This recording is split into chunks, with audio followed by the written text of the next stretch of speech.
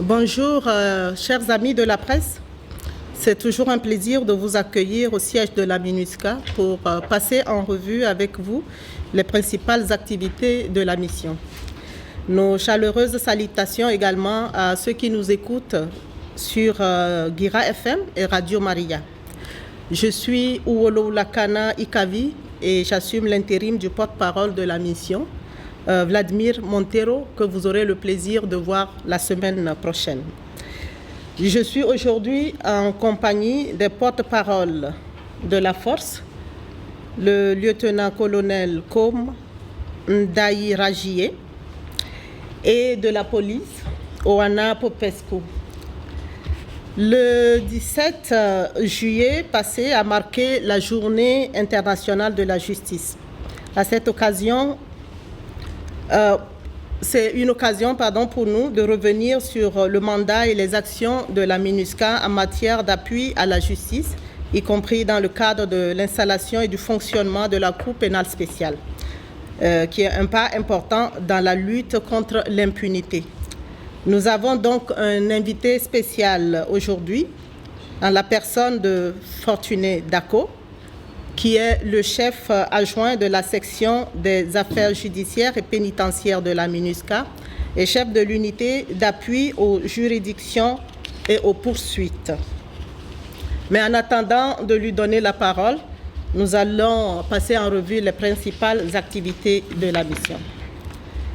Comme certains le savent déjà, une délégation conjointe de haut niveau, gouvernement MINUSCA, autorités locales et société civile, s'est rendue le 15 juillet, respectivement à Zemio et à Bangassou, dans l'est du pays, où les populations sont durement affectées par les récentes violences communautaires.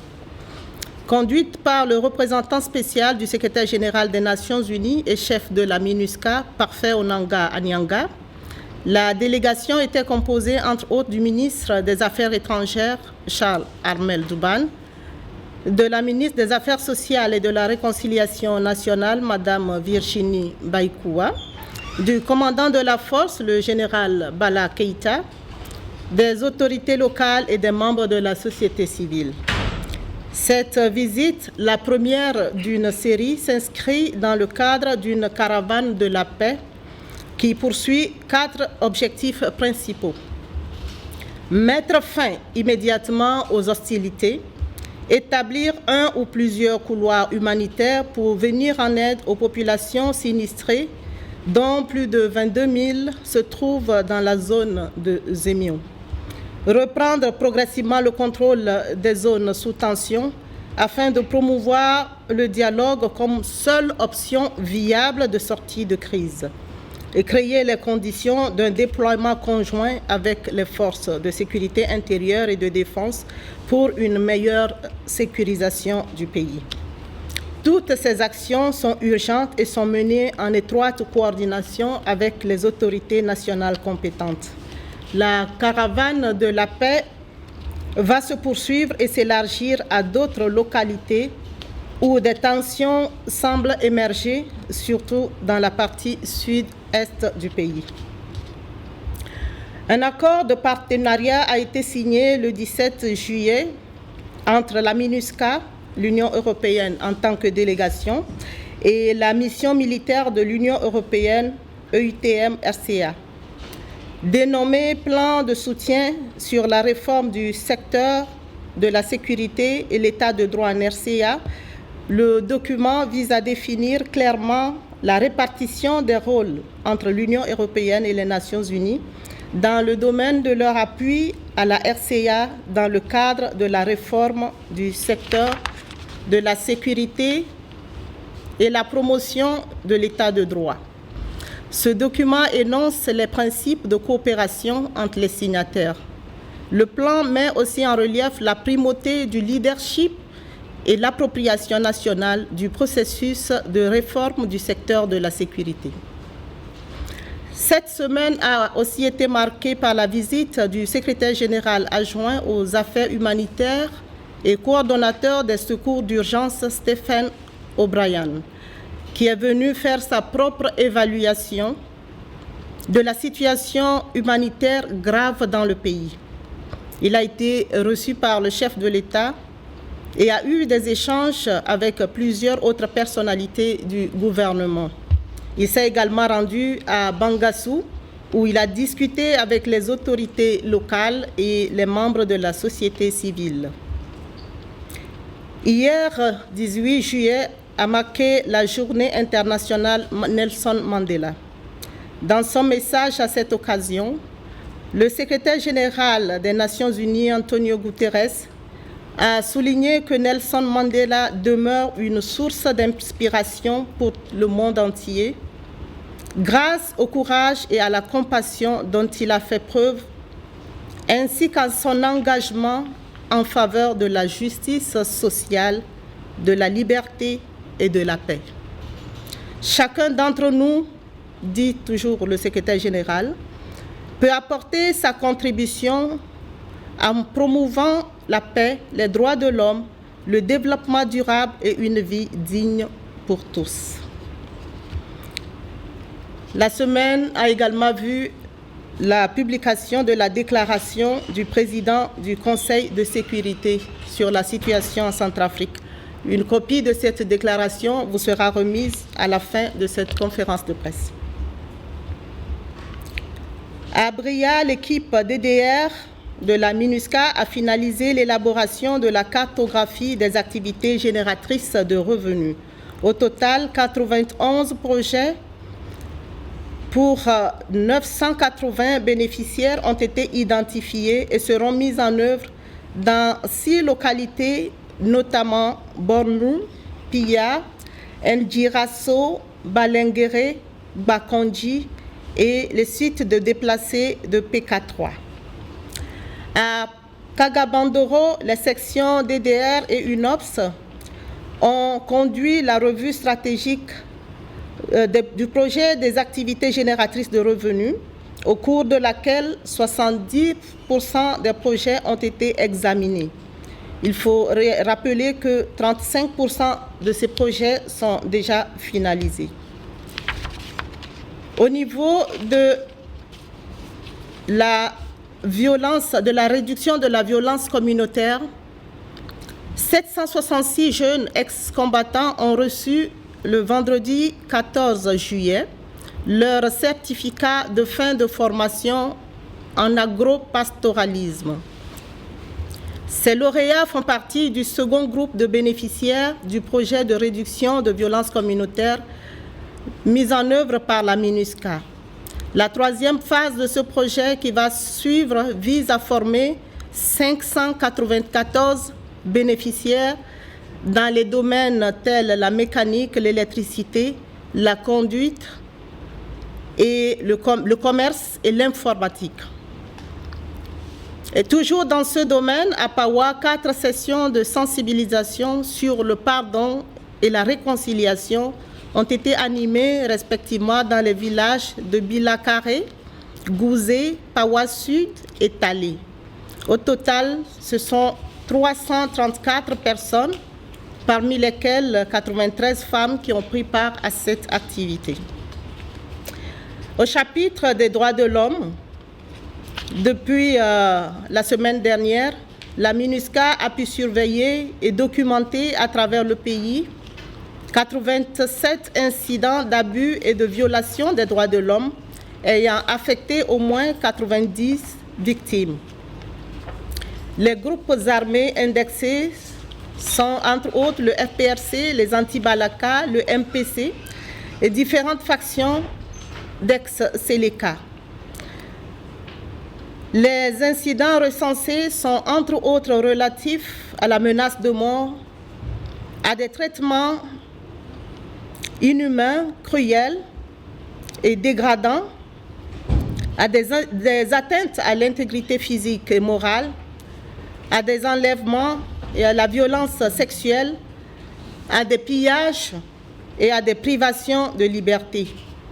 Les agents de l'État, la police, la SRI, la DSJP et l'OCRB sont quant à eux auteurs de 43 violations, dont 42 de détention arbitraire et un incident de défaut de séparation des mineurs. Je termine mes propos liminaires sur une note plutôt positive.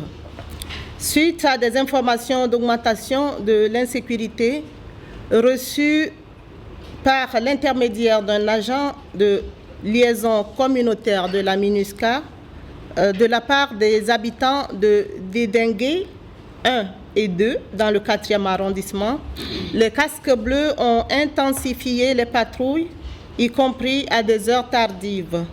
Du coup, les bandits ont déserté les lieux.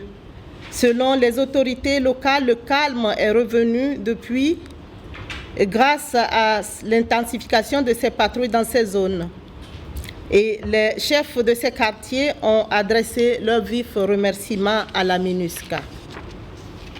Ceci constitue la preuve indéniable que lorsque la population collabore avec la MINUSCA, cela donne des résultats positifs et plus intensifiés. Je passe à présent la parole au porte-parole de la force, le lieutenant-colonel Com Darichier, pour ses propos liminaires. Merci, Madame Charadieu Marie. Au cours de la semaine écoulée, la situation de sécurité est restée relativement calme sur l'ensemble du territoire national. Toutefois, quelques situations d'insécurité caractérisées par des actes criminels isolés et des affrontements entre les groupes armés continuent et constituent une menace à l'endroit des populations civiles. Afin d'éviter de telles violences ou d'autres actes menaçant la stabilité dans l'ensemble des régions du pays, la force de la MINUSCA est toujours vigilante, de façon permanente, tout en combinant tous les moyens humains et matériels dont elle dispose pour rester aux côtés de la population centrafricaine.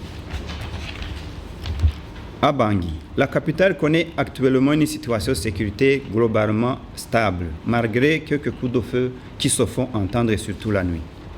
En conséquence, et pour pallier à toute éventualité, la force de la MINUSCA maintient constamment une étroite collaboration avec les forces de sécurité gouvernementales et est toujours prête à répondre à toute situation d'urgence. Dans le souci de maintenir la capitale stable, 263 patrouilles ont été opérées dans Bangui, dont 167 de jour et 96 de nuit, pour renforcer l'ordre et la sécurité pour la population de la capitale. Dans la région ouest, la force continue de surveiller tout mouvement pour éviter toute activité constituant une menace pour les innocentes populations civiles. Avec le départ du contingent congolais, la force s'est réarticulée pour éviter tout incident sécuritaire. Les positions occupées auparavant par les Congolais ont été reprises par le bataillon camerounais. Dans la région de Gouzé-Bozom, la force maintient une présence pour limiter les affrontements entre les anti-Balaka et le MPC. Après l'entrée dans Banque du MPC Arji, la force est intervenue.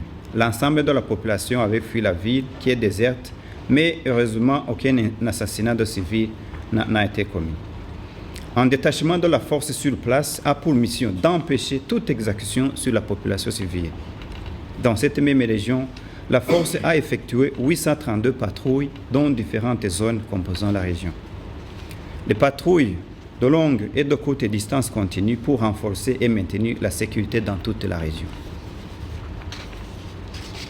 Dans la région centre, la ville de Bambari est sous contrôle des forces de sécurité intérieure et de la force de la MINUSCA. Les forces de la MINUSCA ont effectué 832 patrouilles afin de s'enquérir de la situation des différentes localités le constituant. La force continue d'effectuer des patrouilles robustes et des opérations de reconnaissance dans les alentours de Bambari. Lors de ces patrouilles, souvent la force enlève des barricades érigées par les groupes armés et réduit les violences. Dans la région Est, la force est toujours vigilante dans Bria, Bangassou et dans les villes environnantes et dans toute la région. Dans la région de Bria, les tensions persistent entre anti-Balaka et factions arabes et la force continue de protéger les plus de 150 000 déplacés de la ville par des patrouilles ainsi que la sécurisation des points clés de la ville. À Bangassou, La force poursuit ses opérations de sécurisation dans la ville, notamment pour assurer la protection des réfugiés, des déplacés, et des patrouilles ont été opérées dans le secteur, notamment à Birao, Bria, Rafai, Zemio et Obo. En tout, 377 patrouilles ont été effectuées dans l'ensemble de cette région.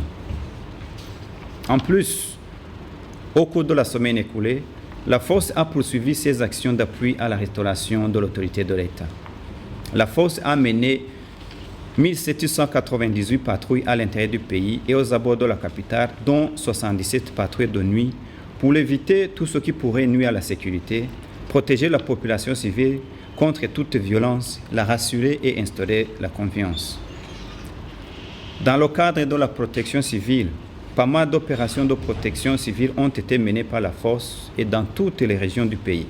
Ces opérations sont constituées notamment de l'interposition entre les groupes armés, des escortes de convois, des patrouilles, de la sécurisation des établissements publics et étatiques, des camps de déplacés, des caravanes, etc. À Boire, la force de la MINUSCA continue de soigner et fournir des médicaments aux patients de Boire. Et à Kagabandoro, la force organise une campagne médicale mobile pour les personnes âgées et les enfants ne pouvant pas atteindre l'hôpital. Il faut signaler aussi que des travaux de réhabilitation de certaines pistes rurales sont assurés par les équipes génie de travaux de la force afin de faciliter la circulation des personnes et des biens sur l'ensemble du territoire national. Je vous remercie pour votre aimable attention. Merci. Sur l'axe Bangui-Kagabandoro, un camion est tombé dans une embuscade au niveau du village Yaragandji, dont le bilan humain fait état de plusieurs blessés parmi les passagers, y compris le chauffeur. Au titre des infractions, il a été enregistré 3 cas d'homicide volontaire, 2 cas de coups et blessures volontaires, 3 cas de blessés par balle, 3 cas de viol sur mineurs, 2 cas de vol à main armée, dont une extorsion avec arme sur 2 mineurs, une tentative de vol à main armée suivie de la remise de l'arme incriminée par la victime, 2 cas de braquage, l'enlèvement de 3 personnes suivies de leur détention illégale, l'évasion de 2 détenus, la découverte de 100 cadavres à Obo dont les causes de la mort restent indéterminées à ce jour. Les missions d'escorte et de protection de haute personnalité, les gardes statiques au niveau des institutions de l'État, les opérations de lutte contre la délinquance, ainsi que les échanges avec les autorités administratives, coutumières et les populations locales ont été poursuivis.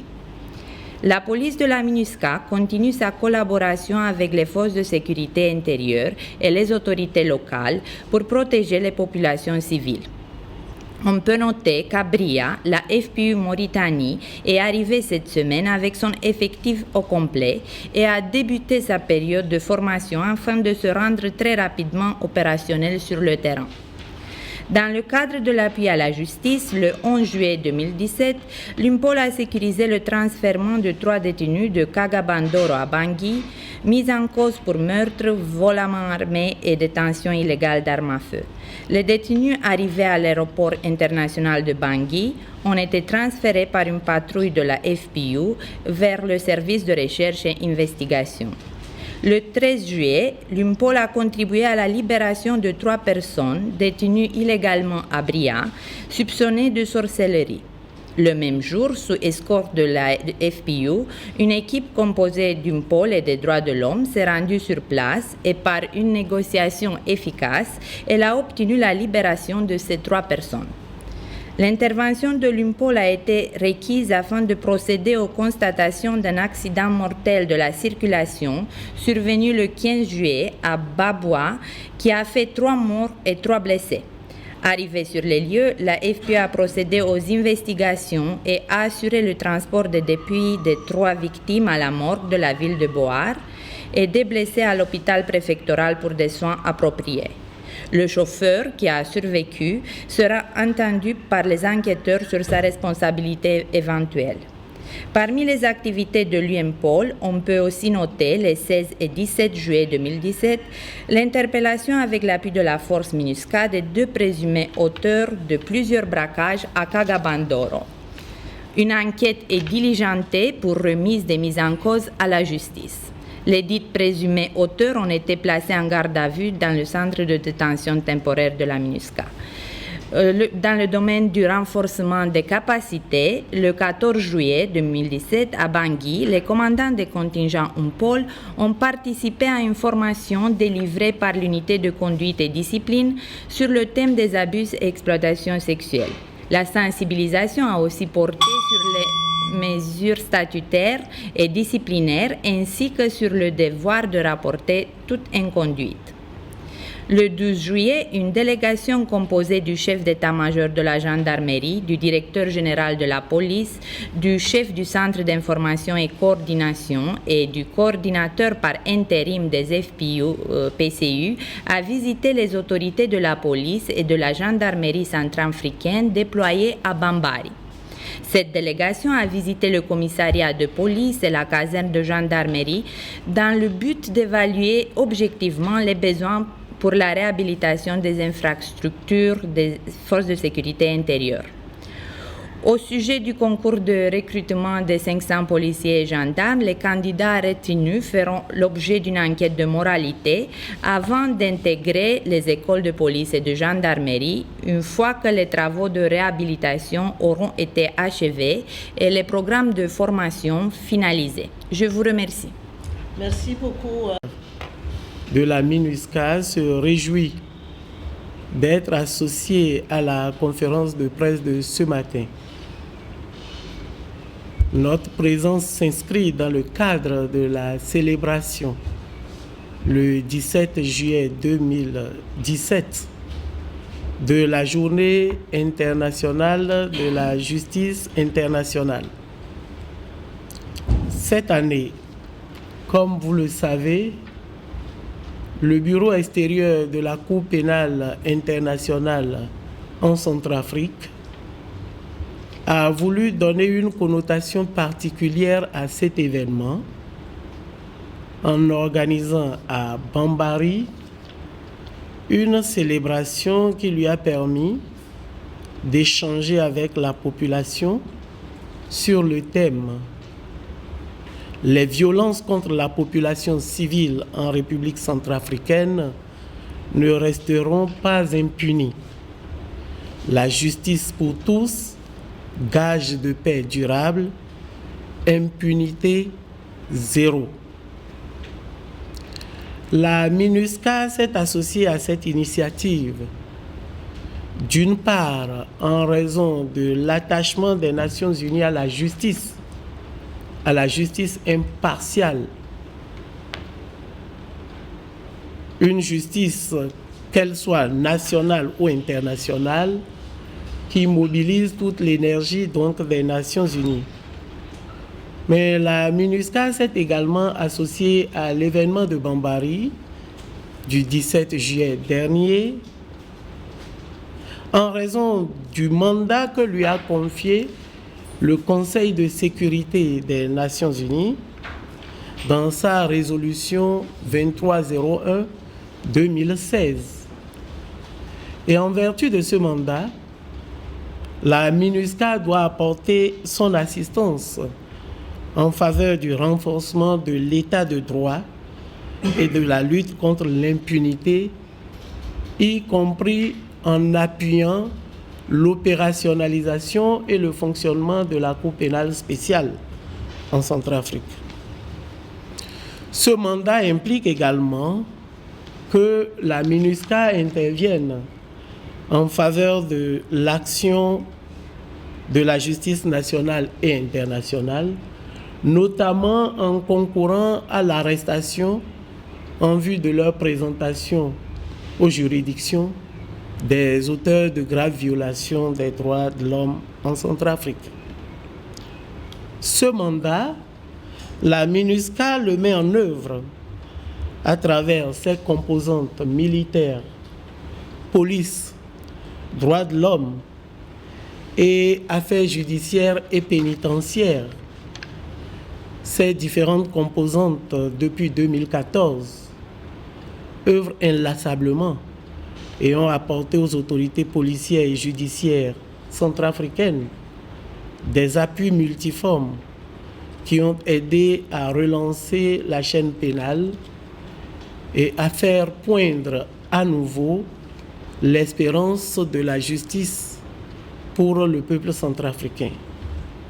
Sans être exhaustif, je vais parcourir quelques-uns de ces appuis que la MINUSCA, soit seule en tant que représentant du secrétaire général des Nations Unies ici en Centrafrique, mission de maintien de la paix, soit en partenariat avec d'autres agences des Nations Unies ici en Centrafrique ou avec des partenaires bilatéraux, a entrepris pour concourir à l'œuvre de la justice et au rétablissement de l'état de droit en Centrafrique.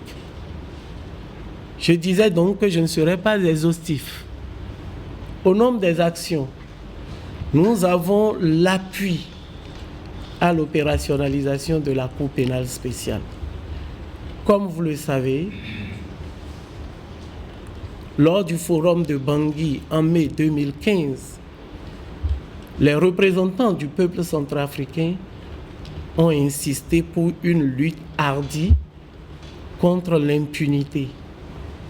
Et ces représentants du peuple, appuyant la volonté politique manifestée par le gouvernement de transition, ont recommandé la création d'une cour pénale spéciale qui serait chargée de juger les auteurs de graves violations des droits de l'homme, notamment les crimes internationaux que sont le génocide, le crime contre l'humanité et les crimes de guerre, avec une emphase particulière sur les violences sexuelles faites aux femmes. En prenant en compte ces recommandations du forum de Bangui, le gouvernement de transition avait adopté, promulgué, puisque c'est le Parlement de transition qui a adopté cette loi. Le gouvernement de transition avait donc promulgué le 3 juin 2015 la loi 015-003 portant création et organisation de la Cour pénale spéciale en Centrafrique. La MINUSCA a œuvré inlassablement en appuyant donc le gouvernement de transition jusqu'à l'avènement de la promulgation de cette loi, avec l'apport d'une expertise conséquente. La MINUSCA, en association, en partenariat avec le PNUD, ONU Femmes, le Bureau des volontaires des Nations Unies et l'appui financier d'un certain nombre de partenaires que je ne vais pas énumérer dans le détail ici, a élaboré un projet d'appui à la Cour pénale spéciale qui, pour les 14 premiers mois de la vie de cette Cour, doit être mise en œuvre avec un budget d'environ 7 millions de dollars. Dans ce budget, les fonds programmatiques mis à disposition de la MINUSCA par l'Assemblée générale des Nations unies, rien que pour le biennum 2016-2017, se chiffre à 4 709 000 dollars. Et ces fonds ont été exécutés à 92% pour permettre l'équipement de la Cour pénale spéciale, permettre donc les expertises en vue de l'élaboration d'une stratégie de protection des victimes et témoins, d'une expertise pour l'élaboration de l'avant-projet des règlements de procédure et de preuve de la Cour pénale spéciale, et j'en passe.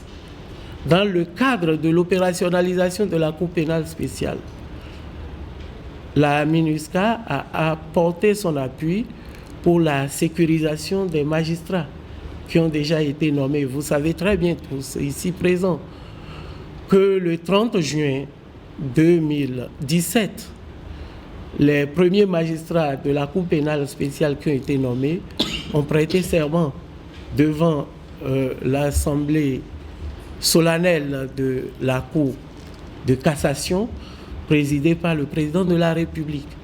Cette Cour a commencé donc ses premières tâches.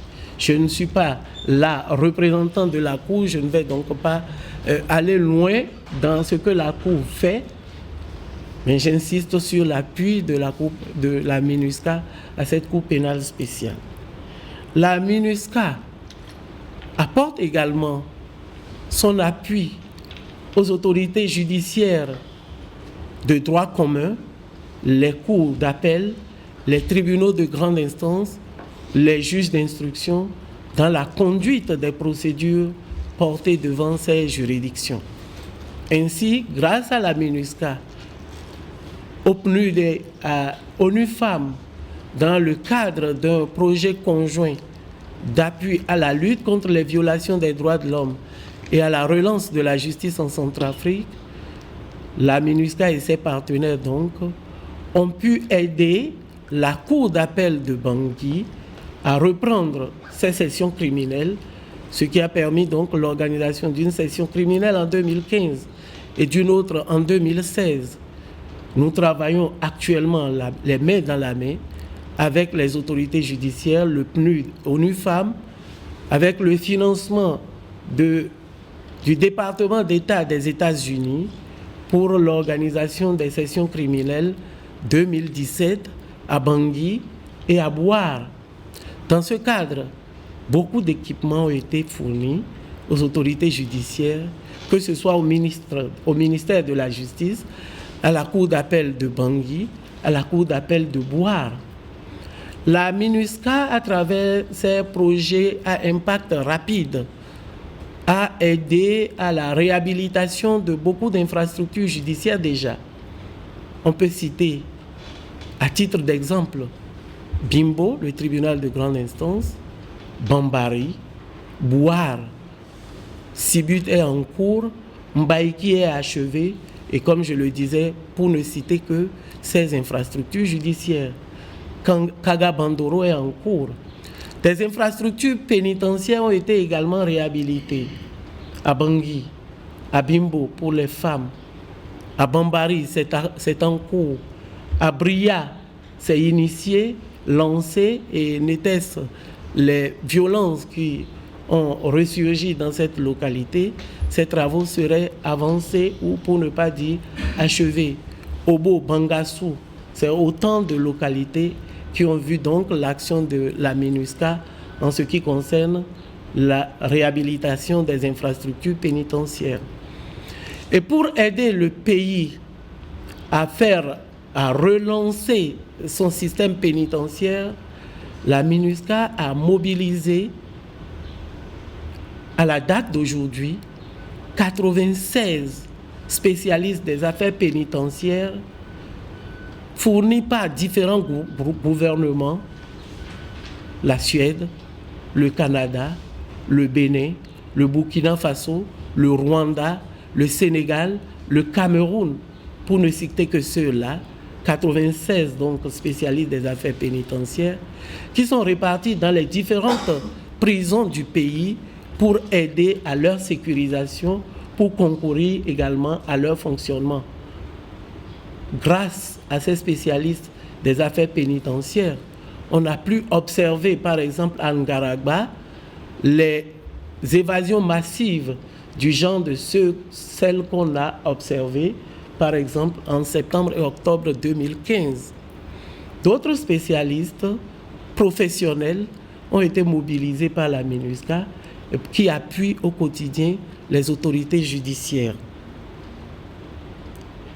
Je vais, à ce niveau-là, insister sur les activités de formation. Vous, les journalistes, vous vous souvenez qu'il y a environ 2 semaines, une formation a été organisée à votre intention sur les procédures judiciaires selon le droit positif centrafricain.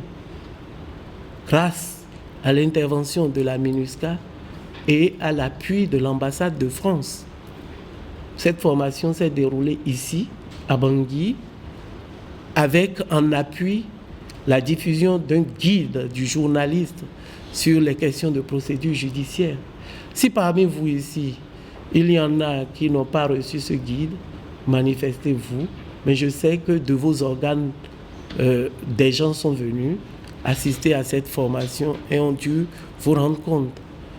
Un lexique de thèmes juridiques à l'intention de journalistes est actuellement en cours de finalisation qui vous seront distribués. Toujours dans le cadre des renforcements de capacités, la MINUSCA, en partenariat avec le PNUD, le tout dans le cadre de l'appui à l'École nationale d'administration et de magistrature, a formé des dizaines de magistrats, de greffiers, de spécialistes d'administration pénitentiaire opérant en Centrafrique pour aider à l'amélioration des performances des juridictions et de l'administration pénitentiaire centrafricaine dans le but d'un meilleur développement de l'état de droit en Centrafrique, toujours en ayant à cœur la protection des droits des victimes et des couches vulnérables. Voilà donc quelques éléments qu'il me semble utile de verser dans les débats de ce matin afin d'ouvrir le champ aux discussions. Je vous remercie pour votre attention soutenue et je me mets à votre disposition pour les échanges. Merci beaucoup, chers collègues.